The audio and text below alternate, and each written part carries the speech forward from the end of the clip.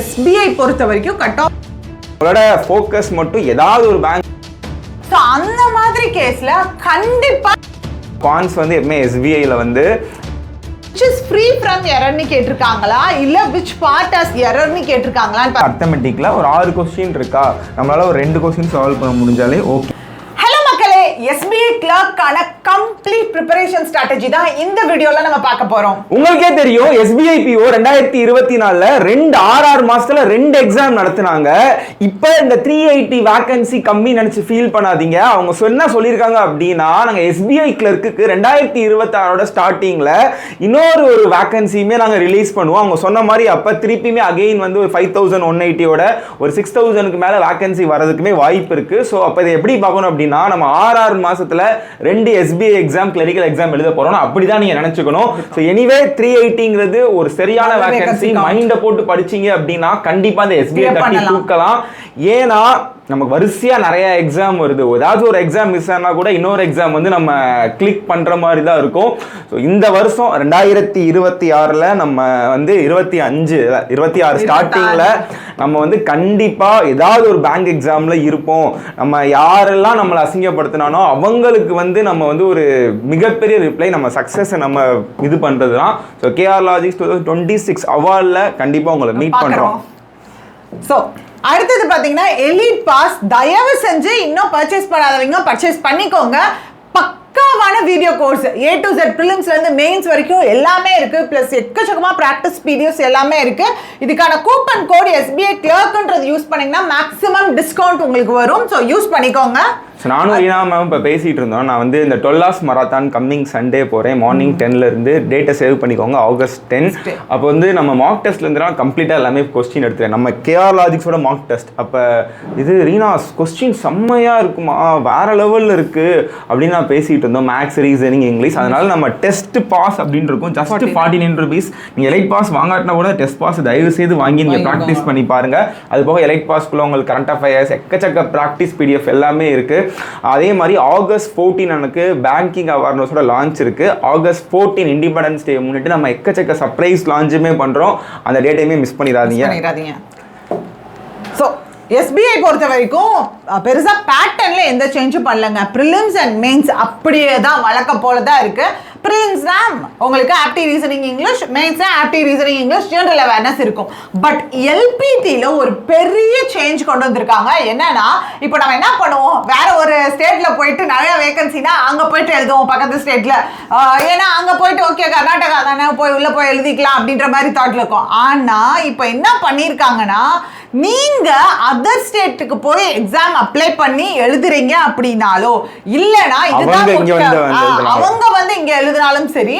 இன்னொரு முக்கியமான விஷயம் 10வது 12வது அதாவது 10th and 12thல தமிழ் ஒரு சப்ஜெக்டா நீங்க எடுத்து படிக்கல. இன்கேஸ் CBSE போர்டு ICSE போர்டுலாம் படிச்சிருப்பீங்கன்னா சம்டைம்ஸ் தமிழ் வந்து உங்களுக்கு சப்ஜெக்டா இருந்திருக்காது. ஸோ அந்த மாதிரி கேஸ்ல கண்டிப்பா லாங்குவேஜ் ப்ரொஃபிஷியன்சி டெஸ்ட் எழுதணும்.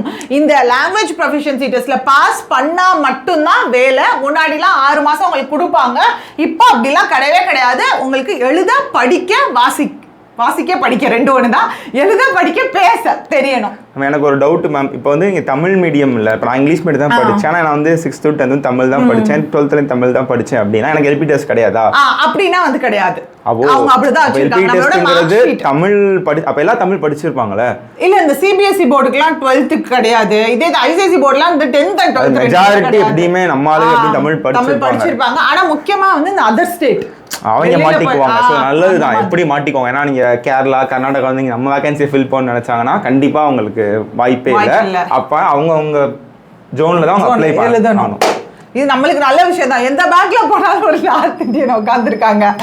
preliminary exam செப்டம்பர் மந்த்தும் நவம்பர் மந்த் உங்களுக்கு மெயின்ஸ் எக்ஸாமினேஷன் நடக்க இருக்கு. ஸோ ஒன்றும் பிரச்சனை இல்லை.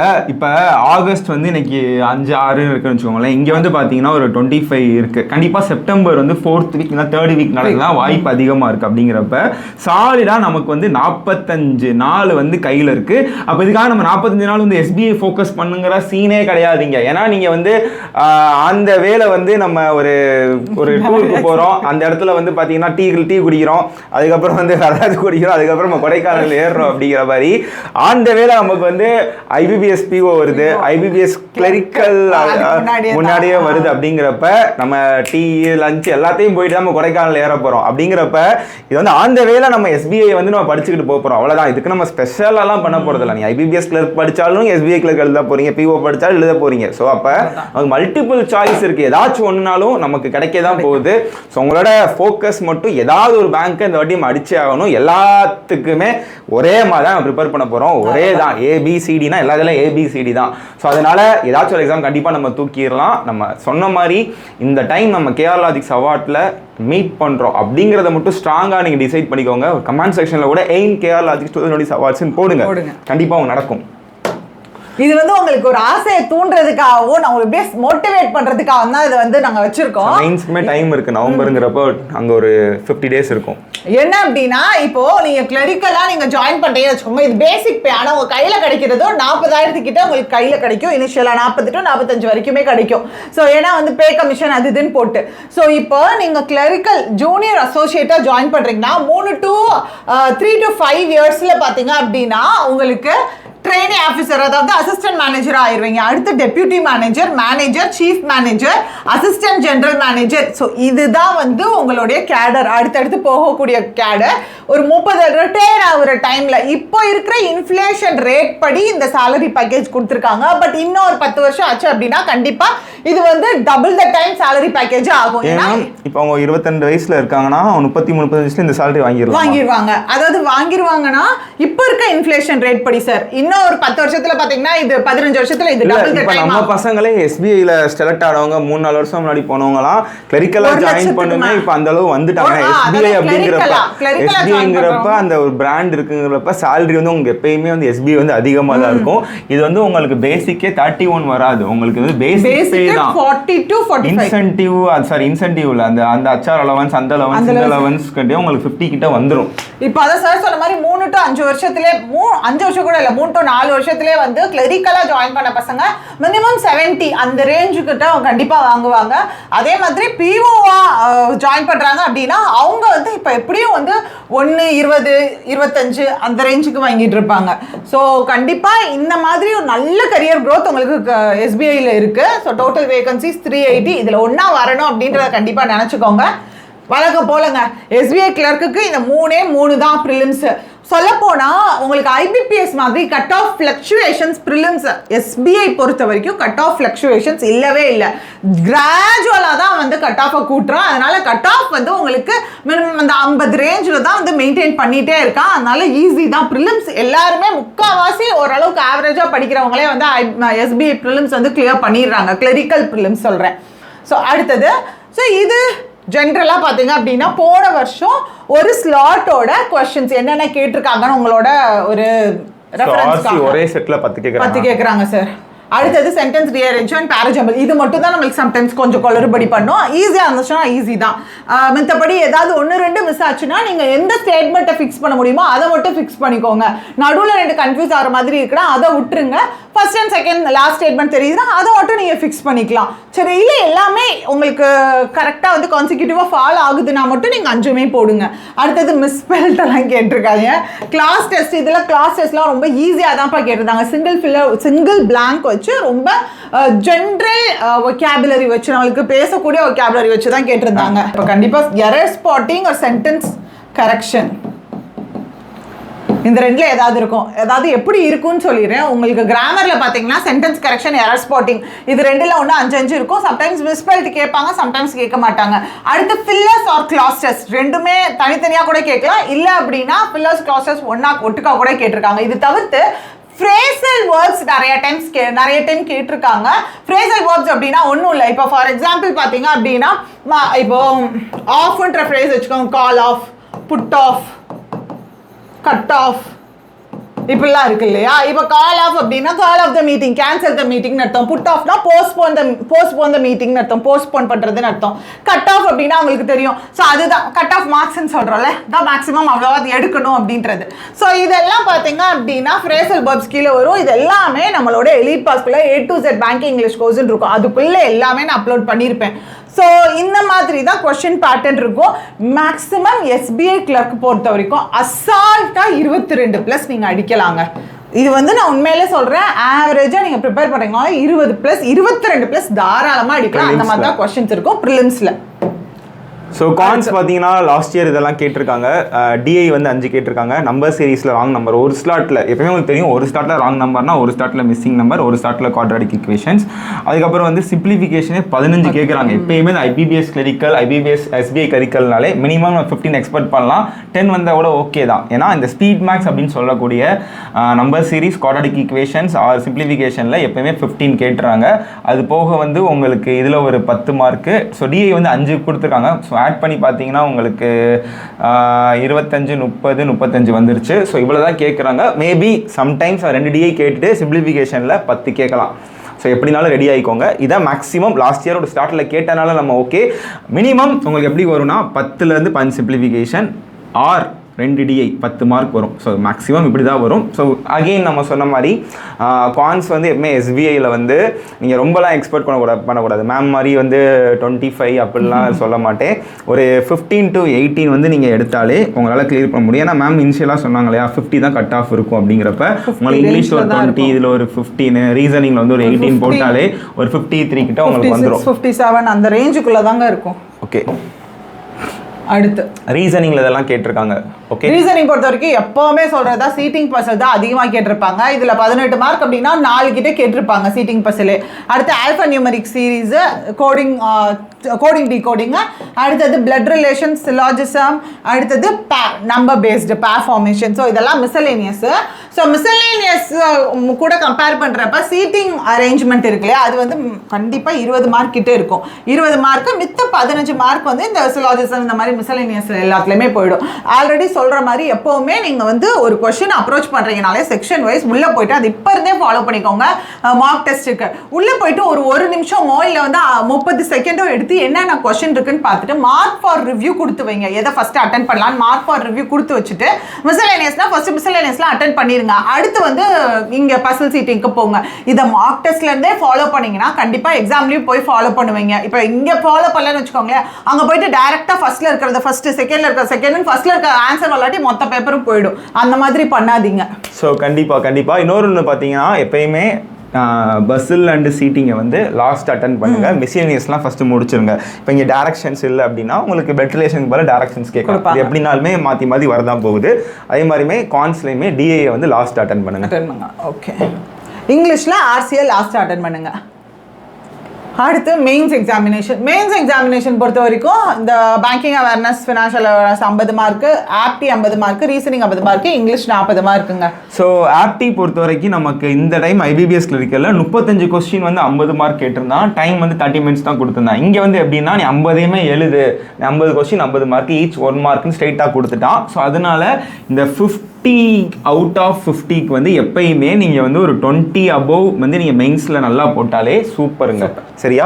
அதே மாதிரி வந்து ரீசனிங்குமே அதே தான். 50 இருக்குது அப்படின்னா நீங்கள் 25 அபோவ் உங்கள் டார்கெட். இப்போ டார்கெட் அப்படிங்கிறது மார்க் டெஸ்ட்டில் நான் சொல்கிறேன். ஏன்னா நீங்கள் மார்க் டெஸ்ட் போடுறப்ப எல்லாம் நினைக்கிறீங்கன்னா 50க்கு 50 அடிக்கணும். ஏங்க நான் மார்க் டெஸ்ட் எடுத்தாலுமே என்னாலாம் 30க்குலாம் அடிக்க முடியாது. என்னாலே அந்த டைமுக்குள்ளே 28, 29 தான் அடிக்க முடியும். நான் எவ்வளோ சால்வ் பண்ணியிருப்பேன், எவ்வளோ பேசுகிறேன், என்னாலே 28 to 30 தான் பண்ண முடியும். அப்படிங்கிறப்ப நீங்கள் மார்க் டெஸ்ட்டில் வந்து ஒரு 50 கொஸ்டின் இருக்கா, 20 சம் வந்து நம்ம கரெக்டாக பண்ணுறோமா, போதும். அதை நீங்கள் என்ஜாய் பண்ணுங்கள், நான் நல்லா பண்ணிட்டோம் அப்படின்னு. ரீசனிங் அப்படின்னா 25 பண்ணுங்கள், அவ்வளோதாங்க. ஸோ அவ்வளோதான். இங்கிலீஷ் பொறுத்த வரைக்கும் உங்களுக்கு 20+, அதாவது கொஸ்டின் ஈஸியாக இருந்துச்சுன்னா 20+, இதே கொஸ்டின் கொஞ்சம் டிஃபிகல்ட்டாக இருந்துச்சு அப்படின்னா 15 to 20 தாராளமாக அந்த ரேஞ்சு தாங்க. 20+ எப்போ போடலாம்னா கொஸ்டின் ஆவரேஜாக இருக்குது, ஓரளவுக்கு அட்டன் பண்ணுற மாதிரி இருந்துச்சுன்னா 20க்கு மேலே தாராளமாக போடலாம்.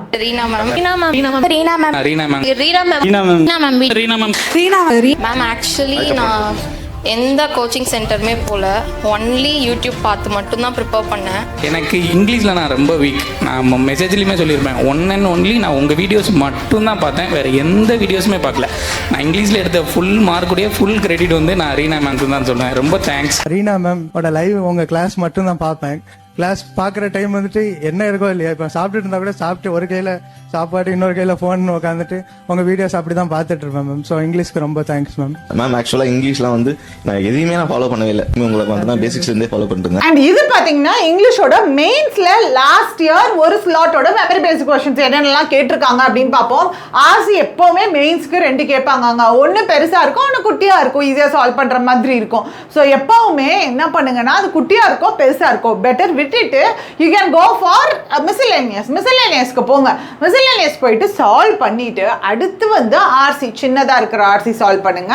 அண்ட் அடுத்தது பேரஜம்பிள் போங்க. சரியா, பேரஜம்பிள் அடுத்தது வந்து பேரஜம்பிள் பொறுத்த வரைக்கும் எப்பயுமா மெயின்ஸில் இருக்கிறதுனால கொஞ்சம் பெருசாக தான் இருக்கும்.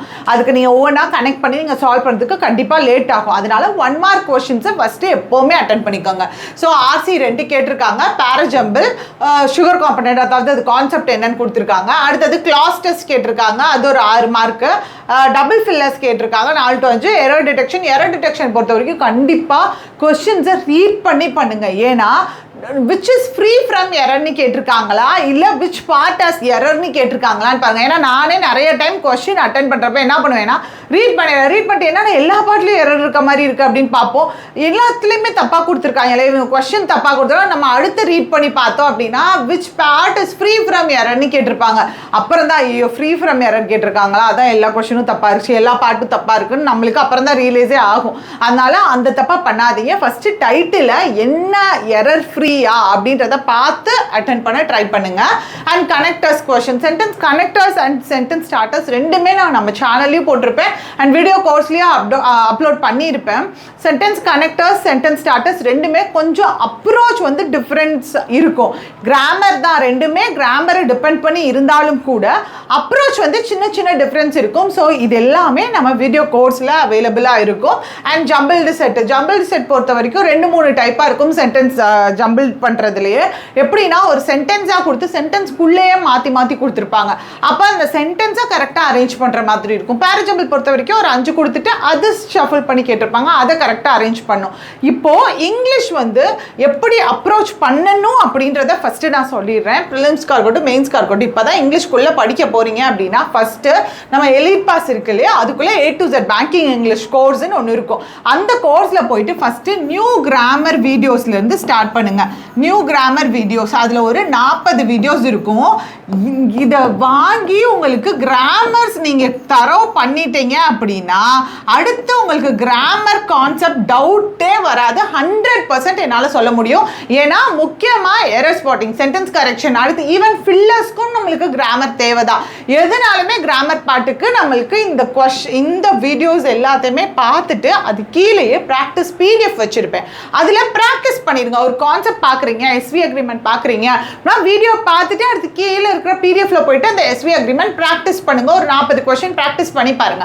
அப்போ தான் உங்களுக்கு கிளியர் ஆகும் அந்த டாபிக். இது முடிச்சிட்டிங்களா, இது முடிச்சிட்டிங்கன்னா அடுத்தது டெய்லி ஒரு மீம் vocabulary. அந்த மீம் vocabulary குட்டியாக தான் இருக்கும். அதெல்லாம் வந்து அதில் டிஃபிகல்ட்டான vocabulary நோட் பண்ணிக்கோங்க.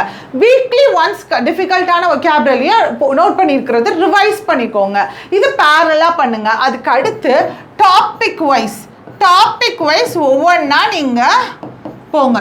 ஓகேவா, இந்த டாபிக் வைஸ் ஒவ்வொரு கான்செப்டாக நீங்கள் பார்க்குறீங்க. பேரஜபிள், ஆர்சி, கனெக்டர்ஸ், ஸ்டார்டர்ஸ், இதெல்லாம் ஒரு டாப்பிக்காக பார்க்குறீங்கன்னா ஒவ்வொரு டாபிக் அடுத்து கொஸ்டின்ஸ் அட்டென்ட் பண்ணி பாருங்க. இதுக்கு அடுத்தது வந்து ரீனா மேம்ஸ் அட்வான்ஸ் பேட்ச்னு ஒன்று இருக்கும். அந்த அட்வான்ஸ் பேட்ச் அதுக்கு அடுத்தது 2.0. இந்த அட்வான்ஸ் பேட்ச் 2.0 ரெண்டுமே மெயின்ஸ்.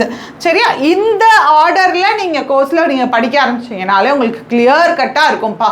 ஸோ இந்த இதை ஃபாலோ பண்ணிவிட்டு யூடியூப் செஷன்ஸ் நம்ம கொடுக்குறதெல்லாம் நீங்கள் ஃபாலோ பண்ணிட்டு டெய்லியும் ஒரு செக்ஷனல் டெஸ்ட்டும் ஒரு RCயும் ரீடிங் காம்ப்ரிஹென்ஷன் ஒன்று, இதை மட்டும் பார்த்தீங்கன்னா இங்கிலீஷ் பக்காவாக ஆகிடும் உங்களுக்கு. இதில் உங்களுக்கு மேக்ஸிமம் ஈஸியாக இருந்துச்சு கொஸ்டின் அப்படின்னா 20 to 23 வரைக்கும் அட்டென்ட் பண்ணலாம். டிஃபிகல்ட்டாக இருந்துச்சு கொஸ்டின் அப்படின்னா 15 to 20 வரைக்கும் இந்த ரேஞ்சில் அட்டென்ட் பண்ணலாம்ப்பா. ஸோ எப்பயுமே உங்களுக்கு இங்கிலீஷ் வந்து எல்லா எக்ஸாமில் ஈஸியாக தான் இருக்குது. ஸோ 100% வந்து நீங்கள் ரீனா மேம் வந்து ஃபாலோ பண்ணிக்கோங்க. ஃபாலோ பண்ணுறதுனா இன்ஸ்டாகிராமில் ஃபாலோ பண்ணுறதில்ல, அவங்க பேசிக்ஸ் வீடியோஸை வந்து ஃபுல் அண்ட் ஃபுல் பார்த்துருங்க. இப்போ யூடியூப்பில் வந்து ஒரு 120 கிராமர் ரூல்ஸ்னு போட்டிருப்பாங்க, ஒரு 6 hour வீடியோ இருக்கும். அதெல்லாம் பார்த்துட்டு இந்த கோர்ஸை பார்த்துட்டு மேமோட டெய்லி டொமிஷன் ஃபாலோ பண்ணாலே இங்கிலீஷில் பயங்கரமாக நீங்கள் வந்து ஸ்கோர் பண்ணிடலாம். So next coming to aptitude. Kanish sir Kanish sir Kanish sir Kanish sir Kanish sir Kanish sir Kanish sir Kanish sir Kanish sir Kanish sir Kanish sir Kanish sir Kanish sir Kanish sir Kanish sir Kanish sir Kanish sir. எனக்கு பேசிக்ஸ் எல்லாமே நான் கனிஷ் சாரோட வீடியோஸ் மட்டும் தான் பார்த்தேன். பேசிக்ஸ் மட்டும் தான் நான் ப்ரிப்பேரே பண்ணினேன். மற்றபடி மெயின்ஸ் பசில்ஸ் எல்லாமே நான் அப்படியே போட கனிஷ் சார் மெத்தடில் போட அதுவாக வந்துருச்சு. கனிஷ் சார் இல்லைனா நான் இந்த இடத்துல இல்லை. ஏன்னா என்னோட குவான்ஸ் மார்க்னால தான் நான் இவ்வளோ தூரம் மேலே வந்திருக்கேன். மேக்ஸ்னால் எனக்கு பிடிக்கும். ஆனால் ஃபஸ்ட்டு படிக்க ஸ்டார்ட் பண்ணப்போ ஐயோ ஏன்டா தெரியாமல் எடுத்துட்டோமோ அப்படின்ற ஒரு ஃபீல் இருந்துச்சு. அதுக்கப்புறம் அவரோட நிறைய வீடியோஸ் பார்த்து பேசிக்லேருந்து ஒன்று லேர்ன் பண்ணி தான் இந்த இடத்துல வந்திருக்கேன். Thanks sir.